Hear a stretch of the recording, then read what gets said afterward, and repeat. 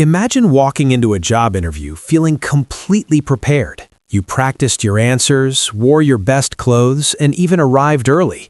But then, 10 minutes into the interview, you notice the recruiter's smile fade just a little. Their questions become shorter, their body language changes, and without realizing it, you may have already made one small mistake that quietly destroyed your chances. That is honestly one of the scariest feelings ever, because sometimes you think the interview is going great, but later you get that email saying, "We decided to move forward with another candidate." Exactly. And the worst part is that many people never find out why. They assume it was because of experience, qualifications, or bad luck, but often the real reason is a simple interview mistake that recruiters notice immediately. And some of these mistakes are so small that people do them without even thinking. That is why today's episode is so important. We are going to talk about 20 job interview errors that make recruiters quietly say no, even when you're smart, qualified, and capable. And trust me, some of these are going to surprise you because they're things almost everyone does at least once. If you are preparing for a job interview right now, this conversation could completely change the way you present yourself. And if you stay until the end, you'll know exactly what recruiters are secretly looking for when they decide who gets hired. So before we start, comment below and tell us what is the worst interview experience you ever had. And if you want to improve your English and your career at the same time, subscribe to Talk Easy Daily because we make content that helps you sound more confident in real-life situations. Okay, Alex, let's begin with the first big mistake people make. The first mistake is arriving late.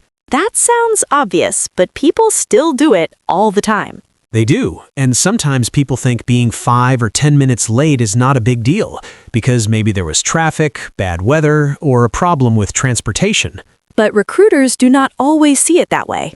Exactly. Recruiters often see lateness as a sign that you may also be late at work, late for meetings, or careless with deadlines. Even if you have a good reason, the first impression has already been damaged. I remember one of my friends had an interview at a company she really wanted to work for. She got stuck in traffic and arrived about 15 minutes late. She apologized many times, but she said the entire interview felt cold after that. Because once the recruiter starts questioning your reliability, it's very hard to rebuild trust. So what should people do? Always plan to arrive at least 15 to 20 minutes early. If it's an online interview, log in early and test your microphone, camera, and internet connection before the meeting starts. That is such a good point because being late online is still being late. Exactly. And here's something many people don't realize. Being too early can also be a problem. Really? Yes. Arriving 30 or 40 minutes early can sometimes make recruiters uncomfortable because they may not be ready for you yet. The perfect balance is around 10 to 15 minutes before the interview. That already feels like one of those small details that can make a huge difference. And the second mistake is even more common. Let me guess, dressing badly? Not exactly dressing badly, dressing inappropriately. Oh, that's interesting because sometimes people are either too casual or too formal.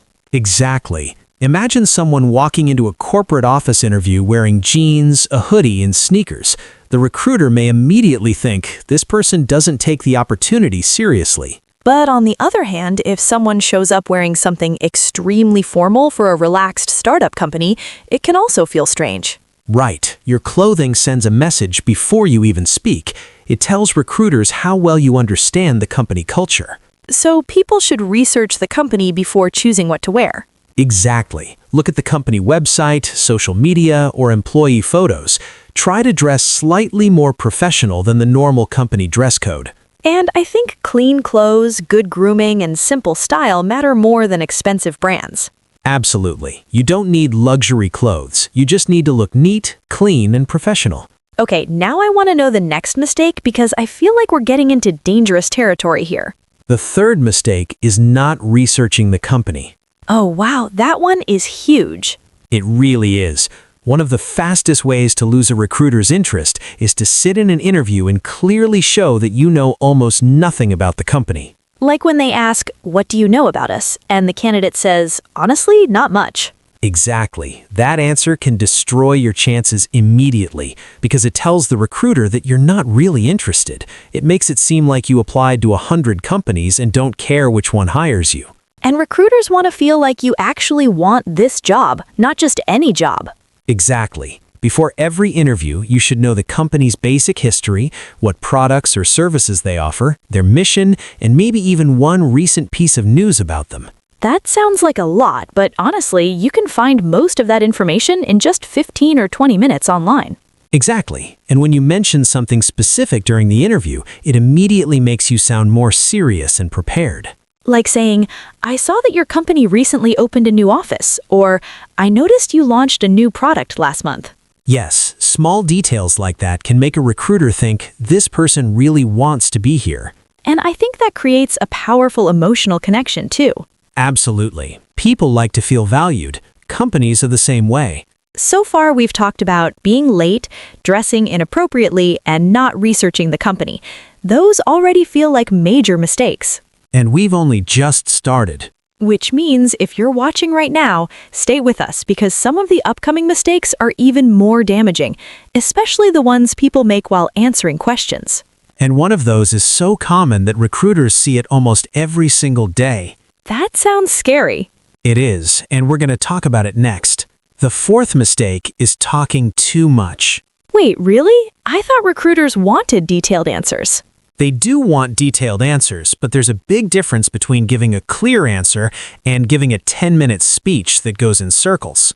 Oh, I know exactly what you mean. Some people get nervous and just keep talking because they think more words will sound more impressive. Exactly, but long, unfocused answers can make you seem disorganized, unprepared, or even difficult to work with. And sometimes people forget what the original question even was. That happens a lot. For example, if the recruiter asks, "Can you tell me about a time you solved a problem at work?" They don't need your entire life story. They just want the important part. Exactly. A good answer should be clear, relevant, and structured. One useful method is called STAR. Oh, I've heard of that before. STAR stands for situation, task, action, and result. You explain the situation, describe what needed to be done, talk about the action you took, and finish with the result. That already sounds much easier than speaking randomly. It is, and it helps you avoid rambling. Recruiters appreciate candidates who can communicate clearly because that skill matters in almost every job. So if you notice yourself talking too much in an interview, what should you do? Pause, take a breath, and ask yourself, am I still answering the question? That's such a simple trick, but it can save you from sounding lost. Exactly. And here's a quick tip for everyone watching. If your answer is longer than 2 minutes, it may already be too long unless the recruiter specifically asked for more detail. That's really useful, and I feel like the opposite problem can also happen. Absolutely. The fifth mistake is giving answers that are too short. Like when the recruiter asks a question and the candidate says, yes, no, or I don't know. Exactly. Short answers can make you seem uninterested, nervous, or unprepared. Even if you're shy, you still need to give enough information for the recruiter to understand your skills and personality. Because the recruiter is trying to imagine what it would be like to work with you every day. Right. If your answers are too short, they don't get enough information to picture you in the role. I think this happens a lot when people are scared of saying the wrong thing. That's true. They become so focused on not making mistakes that they end up saying almost nothing. So there has to be a balance between talking too much and talking too little. Exactly. You want your answers to feel natural, not too short, not too long, just enough detail to show your experience and personality. That balance is probably harder than people think. It is, but with practice, it becomes much easier. And if you are watching this right now, here is a question for you. Are you someone who talks too much in interviews, or do you give answers that are too short? Let us know in the comments because honestly, most people struggle with one of those two problems. And the sixth mistake is one that recruiters really dislike. Now I'm nervous. The mistake is speaking negatively about your previous job, boss, or coworkers. Oh wow, that is such a dangerous one. It really is. Many candidates think complaining about a bad boss or toxic workplace will make the recruiter feel sorry for them. But instead, it can make the recruiter think, if we hire this person, maybe they will complain about us too. Exactly. Even if your last job was terrible, you should speak professionally about it. So instead of saying, my boss was horrible and my coworkers were lazy, you could say something like, I learned a lot in my previous role, but I'm looking for a healthier environment where I can grow. Perfect. That answer sounds mature and professional. Because the recruiter isn't only listening to what happened, they're listening to how you talk about difficult situations. Exactly. Employers want people who can stay calm, respectful, and positive even when things are hard. And honestly, negativity is uncomfortable in any conversation. It is. Imagine sitting across from someone who spends 5 minutes complaining about their old company. That negative energy stays in the room. And then the recruiter starts wondering if that person is difficult to work with. Exactly. Here's a myth versus reality moment. Okay, let's hear it. Myth. Being brutally honest about your last boss will make you seem authentic. And the reality? The reality is that professionalism matters more than emotional honesty in a job interview. That is such an important lesson. The 7th mistake is not asking questions at the end of the interview. That's interesting because a lot of people think the interview is basically over at that point. Exactly. The recruiter says, "Do you have any questions for us?" And the candidate says, "No, I think I'm good." That sounds harmless, but I can see why it looks bad. It does, because asking questions shows interest, curiosity, and preparation. It shows that you are thinking seriously about the role. Exactly. Good questions can make you seem more engaged and professional. So what kind of questions should people ask? You can ask things like, what does success look like in this role? Or what are the biggest challenges the team is facing right now? Those questions sound smart because they show you're already thinking about how you can contribute. Exactly. Another great question is, what do you enjoy most about working here? Oh, I like that one because it also makes the conversation feel more personal. Yes, and here's something important. Never ask about salary, vacation days, or benefits too early unless the recruiter brings it up first. Because then it can seem like you only care about what you can get. Exactly. Timing matters. So not asking questions can make you look uninterested, but asking the wrong questions can also hurt you. Absolutely. Interviews are all about balance. And I think that's the theme of this entire episode, It really is, and we're only 7 mistakes in. which means there are still 13 more interview errors coming up.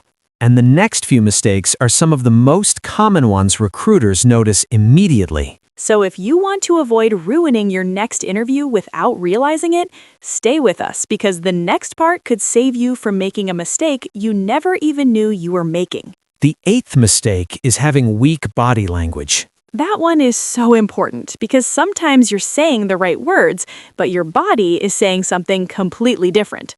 Exactly. You could have the perfect answer, but if you avoid eye contact, cross your arms, look at the floor, or seem uncomfortable, the recruiter may think you're not confident. And confidence matters in almost every job.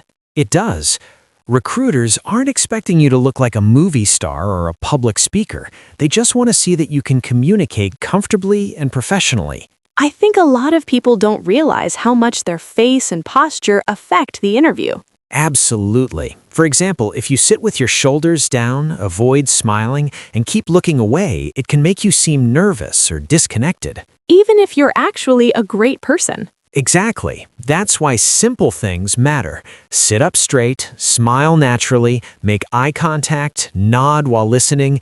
These small habits make you seem more engaged and trustworthy. And for online interviews, body language still matters. Maybe even more. Look at the camera when speaking, not just the screen. Sit in a well-lit space. Avoid moving too much or looking distracted. I once had an online meeting with someone who kept looking at their phone the entire time.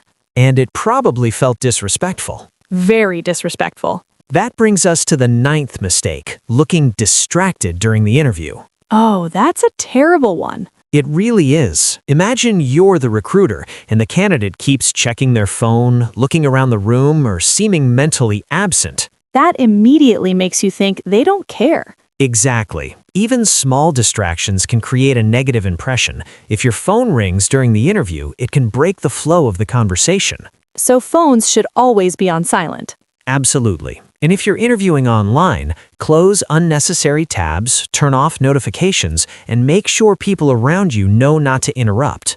Because if your dog is barking, your phone is buzzing, and someone walks into the room, it becomes hard for the recruiter to focus on you. Exactly. Recruiters want to feel like they have your full attention. Here's a quick question for everyone watching. Have you ever had an interview interrupted by something embarrassing, like a phone call, bad internet, or someone entering the room? Let us know in the comments because honestly, almost everyone has a story like that.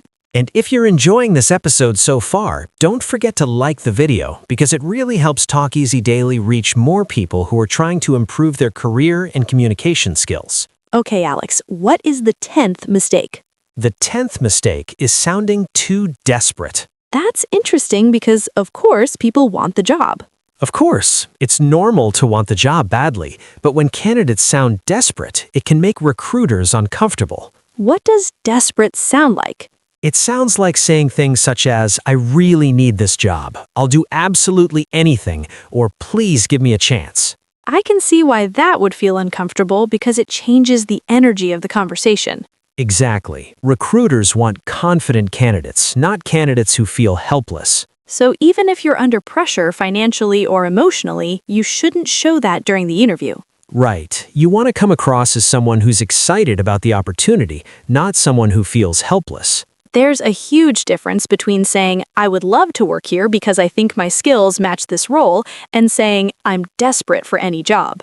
Exactly. Confidence is attractive, desperation is not. That's such an important lesson because sometimes people think being emotional will make the recruiter feel sympathy. But most of the time, it has the opposite effect. Wow, we're only halfway through the list, and already there are so many mistakes that people do without realizing it. And now we're moving into a very important area. Let me guess, mistakes people make when talking about themselves? Exactly, because the 11th mistake is not being able to explain your strengths clearly. That question always makes people nervous. It does. The recruiter says, what are your biggest strengths? And the candidate freezes. Or they say something vague like, I'm hardworking. Exactly. The problem is that almost everyone says they're hardworking, friendly, or motivated. Those words are too general. Another thing you should never do is look disappointed if you think the interview did not go perfectly. That is hard because people often replay their mistakes in their heads immediately. It is hard. But remember, you do not always know what the interviewer is thinking. That is true. Sometimes people think they did terribly, but they still get the job. Really? Absolutely. Interviewers are often paying attention to your attitude, your effort, and your communication skills more than one small mistake. So even if you think you answered one question badly, you should still leave with positive energy. Exactly. Never let one awkward moment destroy your confidence. Another thing people should never do is forget to follow up after the interview. That is such an important point. Because sending a short thank you message can help people remember you. Exactly. It does not need to be long. You can simply say, thank you for taking the time to meet with me today. I enjoyed learning more about the role and the team. That sounds professional and polite. And it shows that you are still interested in the position. Another mistake is acting too desperate at the end. Yes, some people say things like, please give me this job, or I really need this. That can make the situation uncomfortable. Exactly. You want to sound interested, not desperate.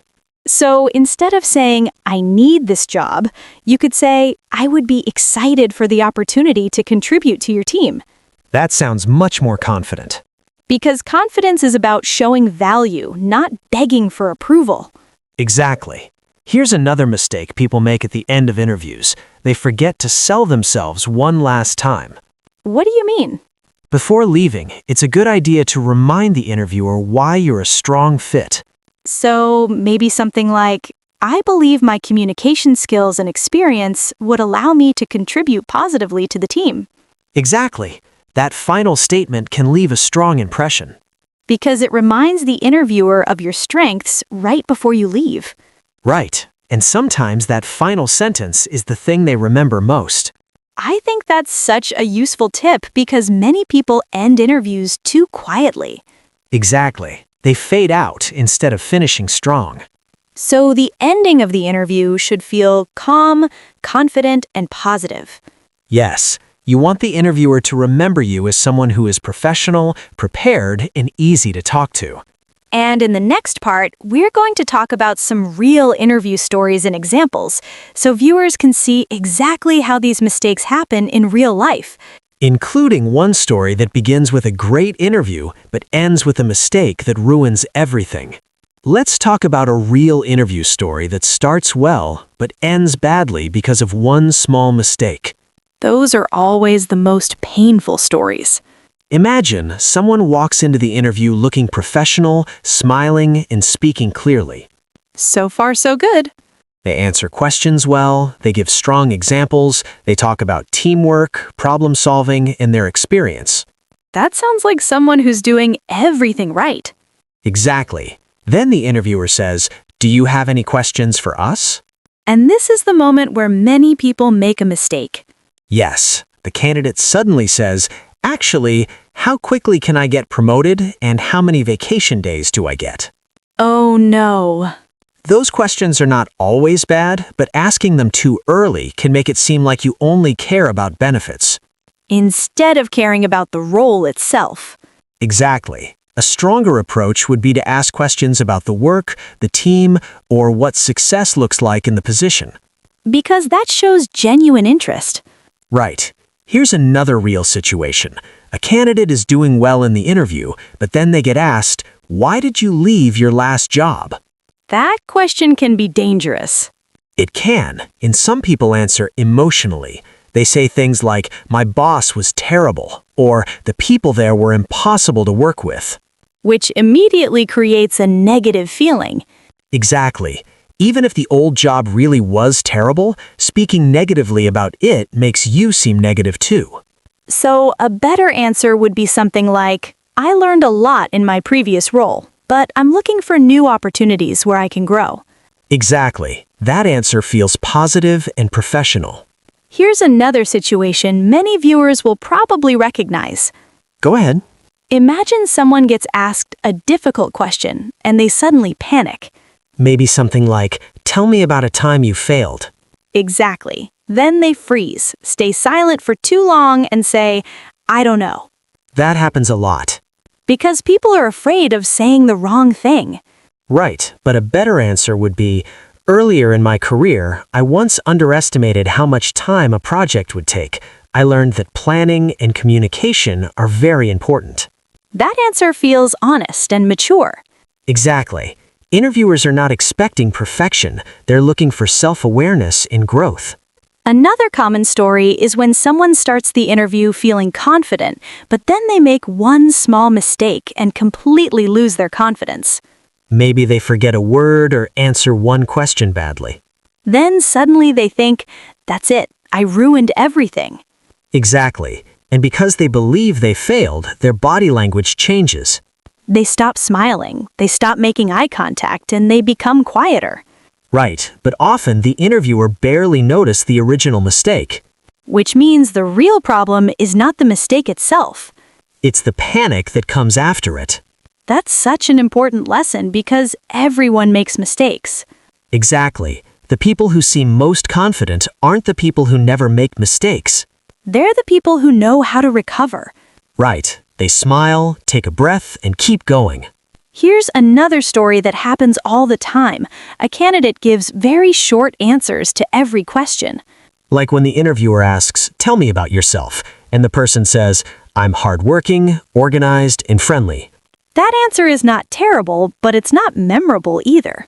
Exactly. Then the interviewer asks, "Can you give an example?" And the candidate struggles because they didn't prepare any real stories. Which is why examples matter so much. Right. A better answer would be, "In my previous role, I had to manage several tasks at once, and I learned how to stay organized under pressure." That sounds much more real. Because stories make your strengths believable. And I think viewers should remember that interviews are not only about giving correct answers. They're about creating a positive impression. You want the interviewer to leave thinking, this person is prepared, professional, and easy to talk to. Exactly. And in the next part, we are going to go deeper into the psychology behind interview confidence and explain why some people naturally seem calm even under pressure. Because once you understand that, interviews become much less scary. One reason some people seem calm in interviews is because they don't see the interview as a life or death moment. That is so true. That is such a good point because silence often creates more questions. It does, and here's a little myth versus reality moment. Okay, let's hear it. Myth: employment gaps automatically destroy your chances of getting hired. And the reality? The reality is that many people have employment gaps, especially after difficult life events or changes in the economy. What matters most is how you explain them. That should make a lot of people feel better. Absolutely. You are not automatically disqualified because of one gap in your resume. And honestly, I think recruiters understand that life is complicated. They do, but they still want clarity. So far, we've covered 16 mistakes, and I feel like this episode is becoming a survival guide for interviews. That is exactly what it is. And if you're watching right now, save this video because you may want to watch it again before your next interview. And share it with a friend who is job hunting, because these mistakes are more common than most people realize. We still have 4 more mistakes left. And the final 4 are incredibly important because they often happen right at the end of the interview process. Which means people can do everything right for 30 minutes and then ruin it in the last 5. Exactly. And that is what we are going to talk about next. The 17th mistake is forgetting to follow up after the interview. That is such an underrated one because a lot of people think the interview ends when they leave the room. Exactly. But following up can make you stand out. So you mean sending a thank you message? Yes, a simple thank you email can leave a very positive final impression. It shows professionalism, appreciation, and genuine interest in the role. And I guess most people don't even do it. Many people do not, which means if you do, you immediately stand out from the crowd. What should people say in the message? Keep it short and professional. Thank the recruiter for their time, mention one thing you enjoyed discussing, and say that you are still excited about the opportunity. That sounds simple but powerful. It is. Imagine a recruiter interviews 10 people. 9 of them disappear after the interview. One person sends a polite, thoughtful thank you email. The recruiter will probably remember that person. Exactly. Small details create strong impressions. And I think this also shows communication skills. Absolutely. Following up shows maturity and professionalism. Okay, what is the 18th mistake? The 18th mistake is not knowing your own resume. Wait, what do you mean by that? You would be surprised how many people put things on their resume and then struggle to talk about them in the interview. Oh wow, like adding a skill or project and then forgetting the details? Exactly. Maybe they wrote that they led a major project, but when the recruiter asks about it, they can't explain what happened. That makes it seem like they exaggerated or copied something from someone else. Exactly. Before every interview, review your resume carefully. Make sure you can confidently explain every job, skill, achievement, and date. Because if it's on your resume, the recruiter can ask about it. Exactly. And you should also know how to connect your past experience to the new role. So if you worked in customer service before, you should be ready to explain how those communication skills can help in the new job. Exactly. Recruiters want to see a clear story. They want to understand how your experience fits the position. That is such a good point, because sometimes people have useful experience, but they don't explain it clearly. Right. You need to help the recruiter connect the dots. That sounds like such an important skill, not just in interviews, but in life. Absolutely. And now we're down to the final 2 mistakes. I feel like these must be huge. They are. The 19th mistake is failing to listen carefully. That sounds simple, but I think people forget how important listening is. Exactly. Many candidates become so focused on what they want to say next that they stop listening properly. So the recruiter asks one question, but the candidate answers a completely different question. That happens all the time, and it can make you seem nervous, distracted, or self-centered. Listening carefully also helps you build a better connection. It does. Good interviews feel like conversations, not speeches. So if you're not sure you understood the question, it's okay to ask for clarification. Absolutely. You can say, "Could you repeat that?" Or, "Just to make sure I understand, are you asking about my experience with teamwork or leadership?" That actually sounds more confident than pretending you understood when you didn't. Exactly. Strong communicators are not afraid to ask questions. And listening also means paying attention to hints from the recruiter. Right. If the recruiter seems especially interested in one skill or project, you can talk more about that area. Because then the conversation feels more natural. Exactly. Listening is not passive. It's one of the most powerful skills you can bring into an interview. And now we're finally at the last mistake. The 20th mistake is leaving without confidence. What do you mean by that? Many candidates end the interview weakly. They leave quietly, avoid eye contact, and say something like, "Okay, bye." That feels so awkward. It does. The ending matters because it's the last impression the recruiter will remember. So how should people end an interview? End with confidence, gratitude, and energy. Smile, thank the recruiter for their time, and say something like, "I really enjoyed speaking with you today. I'm very excited about the opportunity and look forward to hearing from you." That sounds so much stronger. Exactly. You want to leave the room with confidence, not uncertainty. Because the last 30 seconds can be just as important as the first 30 seconds. Absolutely. People remember beginnings and endings more than the middle. That is such a powerful idea. And when you think about it, interviews aren't really about being perfect. They're about being prepared, professional, and confident. Exactly. You don't need to know every answer. You don't need to be the smartest person in the room. You just need to avoid the mistakes that quietly push recruiters away. And today, we covered 20 of those mistakes. We talked about arriving late, dressing inappropriately, not researching the company, talking too much, talking too little, speaking negatively, forgetting to ask questions, weak body language, sounding desperate, exaggerating, sounding robotic, lacking enthusiasm, hiding employment gaps, forgetting to follow up, and much more. And honestly, if someone avoids even half of these mistakes, they'll already perform better than most candidates. Absolutely, because interviews are often decided by small details. So if you're preparing for an interview right now, remember this. The recruiter is not only asking, can this person do the job? They're also asking, can I trust this person? Can I communicate with this person? Can I imagine working with this person every day? That is such a powerful way to think about it. And if you can make the recruiter feel confident about those things, you'll already have a huge advantage. Before we finish, we want to hear from you. Which of these 20 interview mistakes do you think is the most dangerous? Comment below and tell us because your answer might help someone else avoid making the same mistake. And if this episode helped you, don't forget to like the video, subscribe to Talk Easy Daily, and share this with someone who has an interview coming soon. Because one small change in the way you prepare could completely change your future. And sometimes getting the job is not about being perfect. It's simply about avoiding the mistakes that make recruiters quietly say no. See you in the next episode. See you next time on Talk Easy Daily.